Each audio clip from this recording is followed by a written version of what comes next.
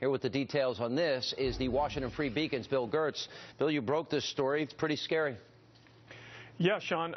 U.S. intelligence agencies recently circulated alarming reports warning that nearly a dozen Libyan jetliners are missing after Islamist militias took over Tripoli International Airport. Intelligence reports of the missing 11 airliners set off security alerts from Lagos, Nigeria to Cairo amid concerns that al-Qaeda-linked terrorists will use one or more of the jets in a 9/11-style suicide attack. The reports come days before the 13th anniversary of the 9/11 attacks on New York and Washington, and 2 years after the attack on the diplomatic compound in Benghazi, Libya. Officials are concerned terrorists are planning an attack for this month on September 11th. A State Department counterterrorism official declined to comment to me on the alarming reports of the missing jets, and another State Department official sought to play down the threat as unconfirmed. But officials told me that the CIA and other security services are taking the threat seriously and are attempting to account for all the jets owned by 2 Libyan state-owned airlines.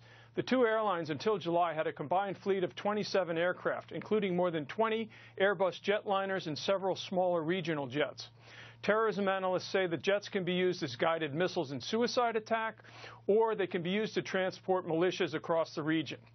Libya's government announced Sunday that it no longer controls the capital, and other intelligence reports indicate Egypt's military is preparing for military intervention in Libya to prevent it from becoming another failed state in the region that would become an even greater safe haven for terrorists. Sean, back to you. Bill, I got to ask you, knowing that if we have a jet that comes into American airspace, I got to believe that we'll have F-16s up in the air ready to take them out, would we not?